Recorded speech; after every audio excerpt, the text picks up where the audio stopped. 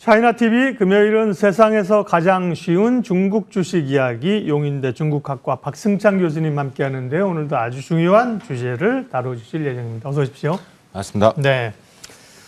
중국의 여러 이슈들 또 코로나와 관련된 규제했는데 오늘은요 중국이 이 게임에 대한 판호 발급 재개, 한한령 얘기, 투자자들의 굉장히 밀접한 관련이 있는 건데요. 일단 판호가 게임을 할 수 있는 판매 허가 이런 거죠. 그러니까 온라인 서비스를 할 수 있는, 네. 그러니까 그 퍼블리싱을 서비스를 해야 되지 않겠습니까? 그걸 하기 위해서 그런 라이센스죠. 네. 그걸 이제 중국에서는 이제 판하오, 그러니까 우리말 판호 이렇게 얘기를 하는 거예요. 제가 판호 원어 발음을 한번 듣고 싶어가지고 여쭤본 건데요. 판하오. 네. 자, 중국이 온라인 그 게임 서비스 판호를 이제 얼마 전에 이제 8개월 만에 허가하기로 했다 얘기를 했는데요. 네. 물론 우리 기업만 대상으로 한 건 아니고 전체 풀어주는 것 같은데 어떤 사회적인 분위기? 우리 기업은 거의 없다라고 봐야 되는 거고요. 네. 그 이게 이제 8개월 만이다, 9개월 만에 이제 판호가 이제 한 45개, 45개 정도 게임이 명단이 발표가 되었습니다. 그래서 지금 시장에서 반응이 좀 뜨겁기는 합니다. 그래서 이제 일단 우리하고 직접적인 부분도 있지만 이게 신호탄이기 때문에 이게 이제 우리한테도 매우 클 것이다. 왜냐하면 우리나라 온라인 게임 주든 온라인 게임들이 중국에서 워낙 유명했었고 워낙 많은 또 돈을 벌었던 게 사실입니다. 어쨌든 이게 이제 그런데 지금 중국이 작년에 게임 중독으로 인해서 규제를 하지 않았느냐. 그래서 우리가 작년에 이런 이슈를 많이 다뤘죠. 그래서 청소년 같은 경우는 기본적으로 시간 제한이 있었고, 그다음에 18세 미만 청소년 같은 경우는 금, 토, 일, 공휴일만 저녁 8시, 9시, 1시간만 할 수 있는 걸로 얘기를 했었죠. 그래서 중국 매체에서 정신자 편 이런데 이번에 좀 판호를 이제 했기 때문에 그러니까 배경에 대해서 많은 분들이 이제 얘기를 하시는 것 같습니다. 어쨌든 지금 관련돼 있는 주들 지금 뉴욕이나 나스닥에 상장된 중국 게임 주도들도 좀 상승을 했었습니다. 상승했고 중국 내도 이제 상승을 했었고 이번에 판호에 들어가지 않은 예를 들면 네디즈라든지 우리가 텐센트 가장 큰 게임 대형 기업들이죠. 이번에 들어가지 않았지만 상장을 좀 하다가 약간 좀 영향을 받는 추세로 가고 있는데 왜 했느냐 배경을 이제 저는 한 세 가지 정도 이렇게 좀 이야기를 좀 드릴 수 있을 것 같습니다. 첫 번째는 아무래도 이제 우리 제로 코로나 이게 지금 심각합니다. 지금 우리가 지난주에 다뤘지만 지금은 더 심각합니다. 자유를 달라, 먹을 것을 달라. 지금 확성기 들고 난리 나고 상하이 당서기가 직접 찾아갔는데 높은 사람을 여기서나 볼 수 있는군요. 이런 식의 빗대는 말이 막 나오기도 하고. 그러니까 심각합니다. 그래서 봉쇄로 해서 MZ 세대들이 이제 결국 정부 정책에 대한 불만, 가중을 좀 풀어내는 측면에서 한시적인 제한 측면이 있지 않느냐라는 성격. 두 번째가 이제 그러니까 인터넷 기업에 대한 규제 이 지속적인 강화가 지금 안 그래도 지금 경제 하방 압력이 큰데 이 경기 둔화 우려에 대한 걱정 이런 배경도 있을 것이고. 그다음에 세 번째가 중국산 온라인 게임이 수출이 지금 계속 잘 되고 있는데 지금 여러 가지 상황이 좀 안 좋고 그다음에 지금 반중 전서 심화로 인해서 이런 수출 이제 하락 가능성에 대비해서 정부가 이제 거기에 대한 대응 차원 이런 측면에서 한 세 가지 정도로 이번에 좀 판호를 좀 많이 좀 허가를 해주지 않았나라는 생각입니다. 네. 계속 얘기하겠지만 상당히 아직은 좀 조심스럽고 제한적입니다. 중국 인구는 지난주에도 얘기했지만 14억 5천인데요. 14억 5천이 게임을 하기 시작했는데 엄청날 건데 엄청난 시장일 텐데 전 세계 기업들도 눈독을 들이고 있을 텐데 말씀하신 것처럼 시장이 또 성장하기에는 또 좀 한계나 제한도 있네요. 상황은 어떻습니까? 중국 시장이 엄청 크죠. 그다음에 이제 게임 유저들도 사실 계속 증가는 하고 있습니다. 증가를 안 하고 있는 게 아니라 우리가 지금 이제 규제 관련 얘기를 했지만 사실 그 규제는 청소년에 대한 규제가 큽니다. 그런데 이제 우리가 이제 그 코로나 확산으로 인해서 이제 우리 홈 이코노미 밖을 나가지 못하니까 집에서 이제 모바일을 가지고 사용하는 시간이 늘어나죠. 그다음에 또 싱글족, 그러니까 중국에서 지금 싱글족들이 이제 혼자 사는 싱글족이 거의 지금 1억 명에 가까이 지금 가고 있기 때문에 이런 상태에서는 중국의 게임 유저들, 그러니까 청소년은 아니지만, 그러니까 일반 직장인들 같은 경우도 그 환경에 따라 성장을 해왔기 때문에 계속 좀 늘어난다. 그래서 일단은 그런 걸 좀 설명을 드리기 위해서 제가 일단 모바일 게임 유저 통계를 말씀드리기 전에 전반적인 인터넷 유저 환경을 한번 좀 보시면 좋을 것 같습니다. 이번에 한번 예. 정리를 할 수 있는 기회일 것 같아서 제가 한번 준비를 좀 했습니다. 일단 휴대폰 사용자 인구가 16억 4천만 명입니다. 네. 그러니까 뭐 2대 세대 갖고 있는 사람도 있겠죠. 그러니까 모바일 폰만 봤을 때 한 13억 대 정도 되니까 거의 다 있다고 봐야 되겠죠. 인터넷 보급률 73% 정도 되고요. 네티즌 수가 10억 명이 넘어갑니다. 그 중에서 이제 온라인 게임 유저 수가 한 5억 1천만 명이라고 얘기를 하거든요. 이건 이제 그 중국 이제 CNIC라고 이제 관련된 기관에서 이제 한 건데 잠시 또 여러 가지 전문 또 이 협회나 컨설팅에 그 조사한 모바일 게임 유저 수는 훨씬 더 많습니다. 그다음 인터넷 동영상 가입자 수도 지금 9억 7천만 명, 엄청나죠. 온라인 쇼핑하는 사람이 8억 4천만 명이 넘습니다.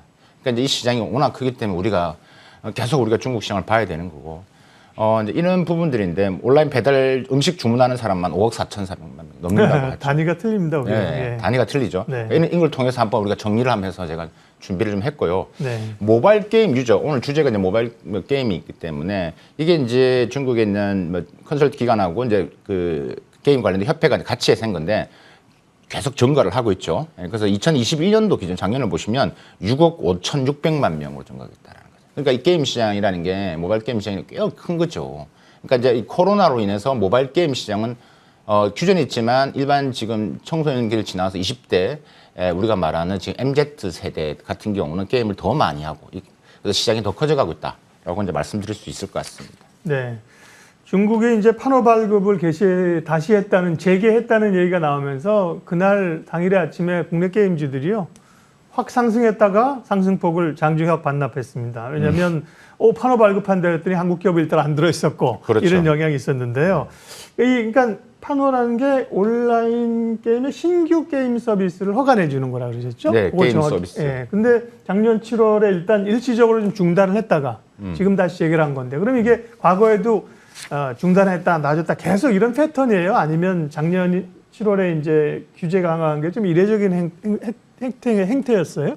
그렇죠. 이게 일단은 판호 같은 경우는 네. 이게 작년 같은 경우는 그 규제 이유로서 좀 줄었습니다. 그러니까 이제 전반적으로 이제 중국 그러니까 외국 그 판호가 이제 국내 판호가 있고 중국 외자 판호가 내에서는 있고 외자 국내 판호가 판호. 따로 있습니다. 그러니까 전반적으로 판호 발급이 이게 이제 2017년을 주로 이제 정점을 찍고 2017년도가 이제 그러니까 국내 판호 외국 판호 합쳐서 한 9,368건 정도가 이제 했고요. 그다음 2018년도가 한 2,000건 정도. 그러니까 2019년도가 한 1,570건 정도. 보통 이제 이런 식으로 이제 매월 한 80, 100건 정도가 판호가 나오는데 이제 네. 2017년 정점을 찍고 계속 내려가고 있었다. 그러니까 외자만 아니라 내자도 판호는 줄이는 게 일반적이었다라고 말씀드릴 수 있겠죠. 그러니까 이번에 이제 게임 판호 발급을 재개했다고 해서 분위기가 상당히 우호적으로 풀리는 거는 좀 아니다. 신중론 쪽에 무게를 실으시는 거네요. 그렇죠. 네. 일단은 전반적인 기조가 일단 물론 포인트였겠지만 네. 청소년이 큽니다. 그래서 일단 판호를 줄어들고 있는 건 분명히 맞다. 근데 이번 판호 나올 때도 사실 조금 더 들여다 이제 저희가 이제 방송을 하면서 이제 쭉 정책과 이제 그걸 좀 들여다봤습니다. 그래봤을 때 이제 지난 3월달에 이제 이렇게 지금 판호라든지 이런 부분 같은 이제 공산당 선전부 쪽에서 이제 관할을 다 하게 됩니다. 올해부터. 그래서 문화나 미디어 컨텐츠 산업을 공산당 선전부가 이제 총괄을 하기 때문에 이제 이런 부분에 있어서 이제 그 이 선전부 그 부국장이 이제 지난 3월달이죠. 그러니까 하이난에 있었던 게임 산업 연례 회의에서 이제 이런 시그널은 줬었습니다. 그래서 지금 게임 심사, 판호 심사 하고 있으니까 허용될 것 같다 이렇게 말을 줬고요. 그 다음에 그게 나오고 나서 중국 매체들을 쭉 제가 한번 좀 스크린을 해보니까 이제 내년까지 한 3,000개 게임이 판호 발급이 될 것 같다 이렇게 긍정적으로 하는 것들이 있더라고요. 근데 저는 개인적으로 이게 조금은 지켜봐야 된다. 그래서 이제 너무 성급하게 우리가 지금 중국 매체에서 나오는 것처럼 이렇게 보다는 상황에 따라서 이게 변동 가능성. 이번에는 혹시 중소형 게임, 그러니까 대형 플랫폼 기업들 우리가 텐센트라든지 네티즌 빠져 있는 건 정확합니다. 그래서 이게 조금은 이런 대기업의 테크 기업들의 판호는 지금 계속 지속될 가능성이 높기 때문에 중소형 위주로 좀 가고 있다. 그래서 이런 것들은 조금 더 우리가 관망을 해야 되고 너무 성급하게 앞으로 이제 판호가 더 늘어날 거 아니냐 그런 방향으로는 가지는 좀 힘들지 않을까라는 생각입니다. 이게 어떤 뭐 공산품이 아니기 때문에요. 일종의 문화상품이잖아요. 네, 이게 맞습니다. 이제 그 중국의 정부 공산당에서 그런 걸 신경 써야 되기 때문에 그 다음에 말씀하신 IT 기업에 대한 환경이 그리 우호적이는 않지요. 그런 걸 좀 감안해서 보면 우리가 이제 좀 톤다운할 필요도 있겠습니다. 국내 게임 업체들이 이제 관련이 있을까를 우리는 봐야 되는데요. 그렇죠. 국내 게임 업체들은 작년 7월이라고 하셨죠. 판호 발급을 중단하기 전부터 국내 게임 업체들은 중국이 어려웠다. 뭐 사드 때문에, 한한령 때문에 그랬던 거죠. 그렇죠. 네. 중국은 아니라고 하지만 우리 판호 이야기를 좀 이제 좀 해볼까요? 네. 그러니까 2010년도까지 이제 사드 사태가 터지기 전까지만 한 2010년도에 28개 판호를 받았습니다. 그러니까 2010년 그 전으로 가면 우리 온라인 게임, 모바일 게임이 중국에서 엄청난 인기였고 엄청난 돈을 많이 벌었죠. 그러니까 지금까지 이제 성장을 했고 2017년 넘어가면 이제 확 줄기 시작합니다. 6개 정도. 그다음에 이제 사드 보복이 이제 본격화되면 2018년도엔 하나도 없었습니다. 2019년도 하나도 없었습니다. 그리고 2020년도 12월 달에 우리 컴투스가 그러니까 계산을 해보면 하나도 계산하면 3년 9개월 만에 그때 2020년 12월입니다. 제 기억에. 네. 그때 처음 받은 거였습니다. 그리고 작년에 2개 받았죠. 작년 6월 달인가. 근데 이게 이렇게 됐기 때문에 이게 이제 우리 입장에서는 매우 큰 거죠. 어쨌든 간에 시장은 커져가고 있고 또 우리의 경쟁력은 이미 있을 거라고 이제 있는데 자, 여기서 좀 강조하고 싶은 건 뭐냐. 그러면 우리만 이러냐. 그러니까 일본도 중국 입장에서는 일본이 지금 우리가 미중 패권에 일본도 미국에 가 있는데 일본 같은 경우는 2020년도에 96개 판호를 줬고요. 작년 같은 경우는 74개나 줬어요.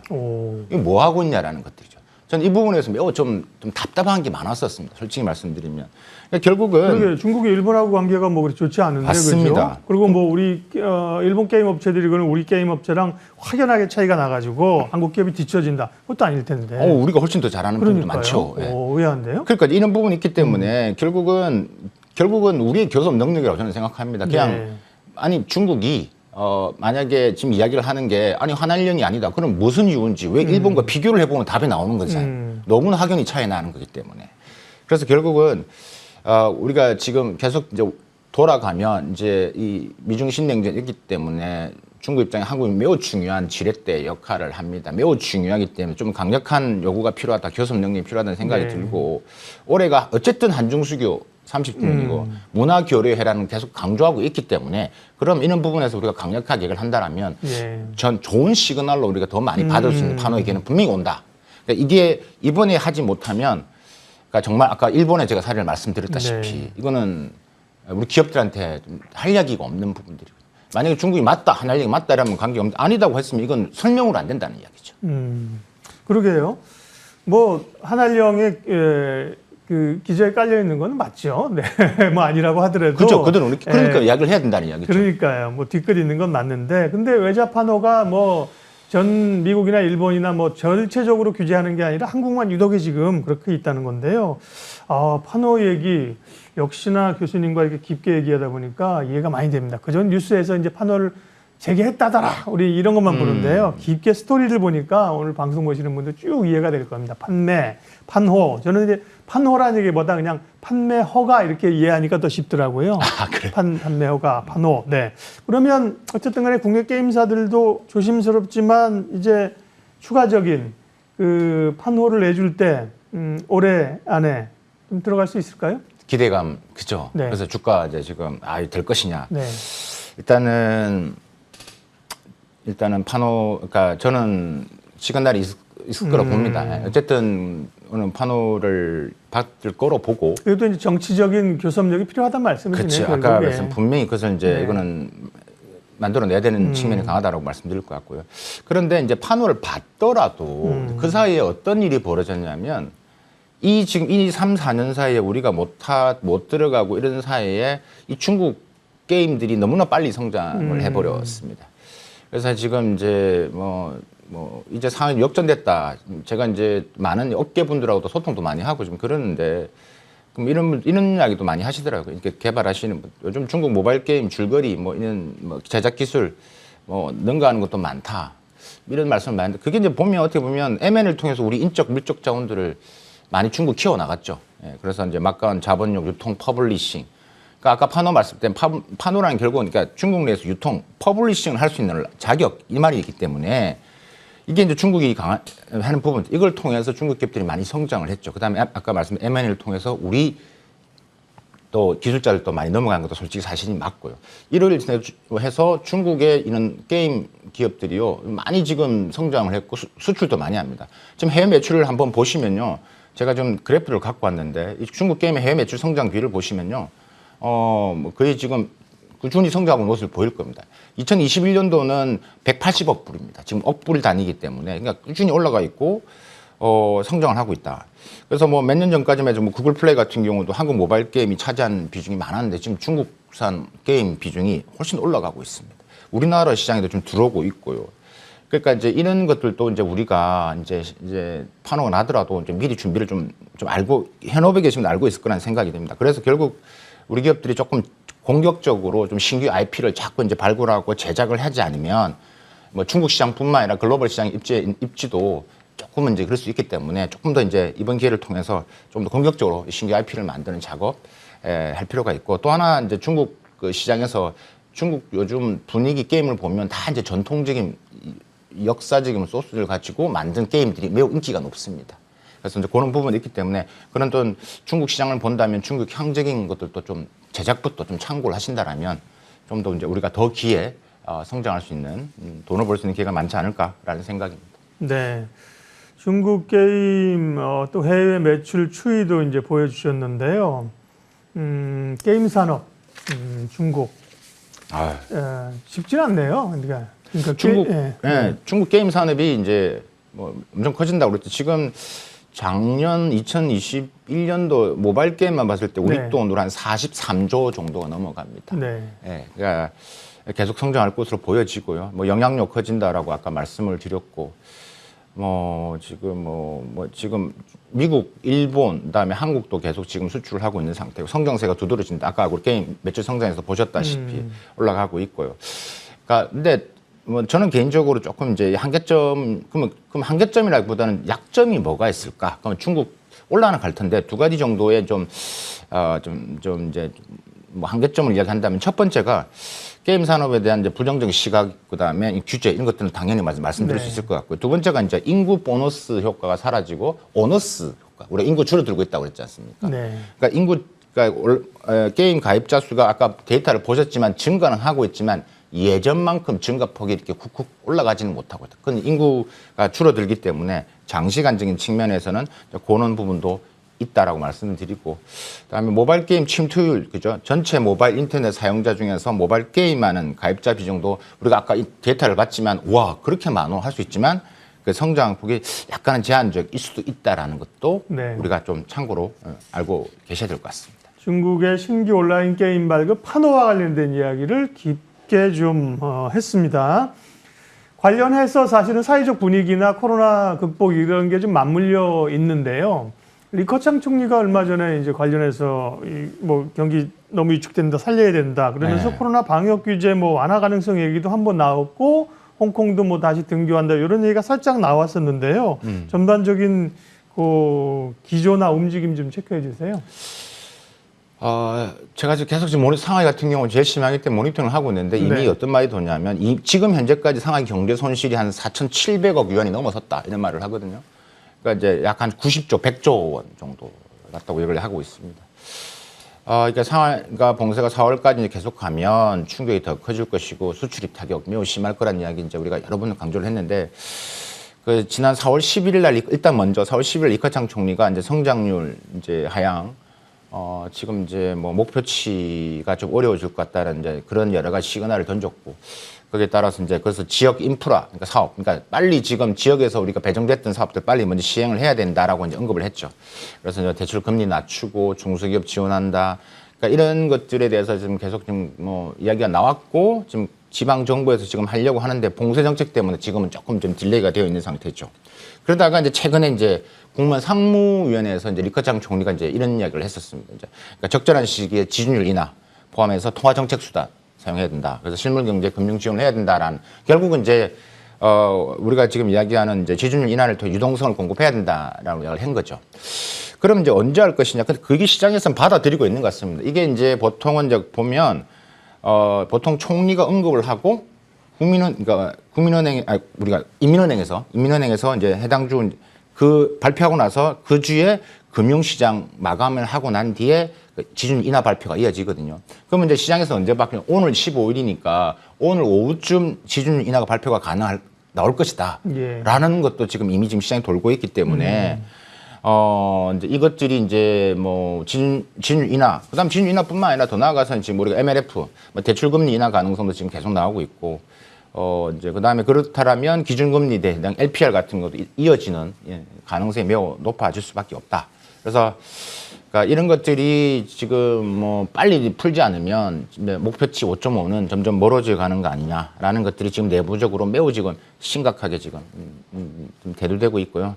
일단 뭐 상하이가 지금 워낙 지금 뭐 완성차의 뭐 중심이고 중국 자동차 제조의 반도체의 생태계의 4분의 1 이상을 차지하는 게 지금 상하이인데, 상하이를 저렇게 지금 놓고는 뭐 다른 혜택 이런 정책을 하더라도 제가 볼 때는 매우 제한적이고 폭이 좁다라고 말씀드릴 수 있을 것 같습니다. 네. 박승찬 교수님과 중국 경제 봉쇄 상황하고요. 오늘은 이제 게임 관련된 판호 얘기를 깊게 좀 해봤고요. 중국 주식 팁 시간인데 거기 가기 전에 박승찬 교수님께만 들을 수 있는 중국에 관한 이야기, 궁금한 얘기 제가 하나, 리커창 총리 얘기가 나와서 그러는데요. 아시겠지만 중국은 이제 지금 시진핑 주석이 원래 임기가 5년인데 두 번을 관례적으로 해서 10년 한다는 거 아닙니까? 누구? 그러니까 시진핑? 네, 시진핑이. 근데 두 번 했죠, 벌써. 그러니까 이제 이번에 끝나는데 총리 같은 경우는 리커창 총리가 시 주석 할 때부터 지금 같이 했잖아요. 네. 그럼 보통 이제 10년 동안의 기간 동안에 총리는 쭉 이렇게 지금처럼 같이 가는 거예요. 사면임을 하게 되면 총리는 또 이제 바뀔 가능성이 바뀌는 건가요? 지금 예. 바뀌는 걸 그 기정사실화 보시면 되고요. 예. 올해까지가 지금 이제 지금 두 번째 시진핑 2기 집권의 그렇죠. 예. 마지막 연도고요. 그걸 이제 3기를 결정하는 10월 달에 한다. 그죠? 그리고 이제 내년에 바뀌는데 이제 뭐 시진핑 3기는 뭐 거의도 우리가 기정사실화 된 거고, 그러면 리커창 총리가 같이 갈 것이냐? 지금 같이 안 가는 걸로 이해를 하시면 될 것 같고, 이미 총리의 후보군들이 좀 서서히 나오고 있기 때문에 제가 지금 뭐 저도 있지만 지금 여기서 말씀드리기 좀 그렇긴 하고, 어쨌든 리커창 총리는 이것으로 이제 마무리되지 않을까라는 부분입니다. 알겠습니다. 궁금한 얘기들이 많아서 좀 정치적인 상황이었지만, 다음 박승찬 교수님과 함께하는 중국 주식 팁 시간입니다. 투자의 관점에서 이야기를 하는데 주제 한번 보여주십시오. 중국 주식 팁. 예, 보통 이제 그날 주제와 관련된 이야기를 해주시는데, 오늘은 이제 우리가 판호 얘기했으니까 게임주 얘기를 해주실 텐데, 4대 게임주, 뭐 소위 뭐 제 표현으로 하면 뭐 게임주 4대 천왕, 그것까지 좋은데. 게임주 4대 천왕은 아니고. 아니에요? 성장 가능성이 있는. 근데 150% 상승 가능성, 이게 이제. 써도 됩니까? 아니요. 그죠. 이게 이제. 그렇죠. 이건 뭐 제가 말씀드릴 건데 지금 이제 최근에 이제 이걸 준비하면 제가 어떤 팁을 드릴까 이제 관련주를 하면서 이제 4대 뭐 게임 4대 천왕주 이런 거보다는 지금 우리가 메타버스 게임 관련주라든가 그다음에 중국이 좀 e스포츠 게임을 또 많이 좀 키우고 있거든요. 새롭게 주목할 만한 여러 가지 게임주들? 이제 성장을 하고 이제 중국 내에서 이제 여러 이제 공통적으로 애널들이 지금 마침 나온 이런 관련된 보고서가 있었습니다. 앞으로 이제 이 정도 성장할 것 같다. 그래서 이제 그런 것들을 좀 이제 요약을 해서 그러니까 좀 그걸 좀 같이 이제 좀 알려드리는 거다. 이렇게 그래서 이제 말씀드리는 거고요. 그래서 이제 거기에서 이제 보면 분석된 자료를 좀 보면 이제 일단은 총 이익률이 높고, 제가 오늘 지금 설명 4개 게임주 같은 경우 부채율이 낮고 그다음에 성장관이 높은 기업으로 좀 잡고 있습니다. 근데 사실 A주에서 보면 총 이익률, 그러니까 수익률 높은 3대 영역이 백주, 뷰티, 메디컬, 게임주도 들어가거든요. 그래서 이제 온라인 게임도 들어가기 때문에 이제 뭐 일단은 투자 대비 이제 뭐 공장이 필요한 것도 아니고 고정자산 지출이 또 적은 게 장점이기 때문에, 그래서 뭐 지금 규제가 있긴 하지만 그 중에 게임 하나만 터지면 정말 대박이다 이런 게 있기 때문에 그런 가능성이 매우 있는 기업들을 이제 했는데, 그 중에 제가 한 4개 정도를 뽑아온 겁니다. 게임주만. 그래서 이제 첫 번째 보는 게 이제 쫑칭바오라는 겁니다. 지금 선전에 있는 지금 상장된 기업입니다. 이 쫑칭바오가 지금 선전에 있고요. 뭐 300052 보시면 될 것 같고, 메타버스 관련 게임주입니다. 게임 관련주입니다. 그래서 메타버스 관련주 이야기를 할 때도 쫑칭바오가 또 등장하는 친구입니다. 그래서 이 종칭바오 인기가 지금 히트를 친 게 뭐냐면 이 양주대가라는 게임이가 있습니다. 양주대가가 뭐냐 딱 들어보면 아시겠지만 이게 스토리가 게임을 한 100년 전 중국으로 돌아갑니다. 그 다음에 이제 중국 백주 양조장을 자기가 관리를 합니다. 그러면서 양조장을 다시 키워가는 게임입니다. 그러니까 중국 정서적으로 맞는 것들이죠. 그러니까 매우 재밌게 한다라는 것들이죠. 그래서 히트 치고 있는 부분들이고. 근데 그게 메타버스의 개념이기 때문에. 네. 그래서 이제 전년 대비 뭐 지금 영업 이익률도 28% 성장을 했고요. 그래서 종칭바오 한번 좀 기억해 주시면 좋을 것 같고. 다음 킹넷이라고 하기도 하고, 근데 뭐 이 중국 명을 그대로 이야기하면 카잉 네트워크라고 하는데요. 내가 선전해 있고요. 모바일 게임 대표주죠. 시청도도 게임주 중에서 높은 편에 속하는 기업입니다. 그래서 뭐 수익률 같은 경우도 지금 전년 대비 2021년도입니다. 그래서 뭐 한 47% 이상 성장을 했던 기업이라고 보시면 될 것 같고, 그 다음에 이제 텐조 문화라고, 이거 이제 퍼블리싱, 요 퍼블리싱 기업이라는 게 이제 유통을 한다는 그렇죠. 기업이죠. 예. 모바일 게임 기업이고, 이것도 이제 새로 좀 성장하고 기업인데, 지금 뭐 여러 지금 높게 평가되고 있는 기업입니다. 그래서 텐조 문화 선전에 있고 대학 선전에 있다는 거. 그 다음에 이제 마지막으로 이제 e스포츠 게임인데, e스포츠는 지금 중국이 매우 키우고자 하는 거고 또 중국의 실력이 많이 올라가 있는 분야거든요. 그래서 중국이 북경 같은 경우도 e스포츠를 뭐 하나의 또 전략 산업으로 좀 하려고 했었던 적이 있었고, 지금도 뭐 아니지만 계속 지금 e스포츠 게임을 지금 하려고 하기 때문에 거기에 대표주로서 지금 보시는 이 테니스코라는 종목이 있습니다. 온라인 게임 개발주고요. 뭐 e스포츠 게임 대표주이기도 하고 온라인 게임 대표주이기도 하다. 그래서 뭐 2021년도 같은 경우도 전년 대비 한 55% 성장을 한 뭐 기업입니다. 그래서 오늘 이제 중국 이런 규제가 있는 상태에서 가장 최근에 이게 아마 지난주인가 이렇게 아마 지금 나왔던 자료들이기 때문에 중국 애널들이 그도 여러 가지 판단해서 했던 부분들을 제가 좀 정리를 해서 우리 시청자분을 위해서 간단히 좀 소개를 했으니까 네. 뭐 메타버스 게임이든 뭐 e스포츠 게임이든 전반적인 측면에서 오늘 뭐 종칭바오라든가 테니스코어, 특히 종칭바오 같은 건 꼭 한번 기억해 두시면 앞으로 뭐 메타버스 할 때도 또 다시 등장할 수도 있으니까 또 관심 있게 주가를 제가 어제 봤는데 계속 지금 상승을 지금 올라가 있더라고요. 그러니까 이제 관심 있게 볼 필요가 있다라는 생각이 듭니다. 예, 판호 발급 얘기하고 이어서 이제 중국에서 성장성이 높은 게임 회사들 4개를 소개해 주셨습니다. 그러니까 150% 상승 가능하다는 거는 이제 중국의 애널리스트들이 표현하면서 쓴 표현인 것 같고요. 네, 박승찬 교수님이 쓴 표현은 아니라는 빠져나갈 구멍을 좀 두시고. 진짜 그렇습니다. 제가 아까 말씀드렸죠. 그 리포트를 제가 좀 정리를 해서. 그러니까 박 교수님 상황에 몇 프로 오를 거 이렇게 얘기 안 하실 텐데. 예. 알겠습니다. 네, 게임주하고요. 판호 관련된 얘기 오늘 깊게 얘기해서 이해가 됐습니다. 세상에서 가장 쉬운 중국 주식 이야기 용인대 중국학과 박승찬 교수님 함께했습니다. 고맙습니다. 감사합니다.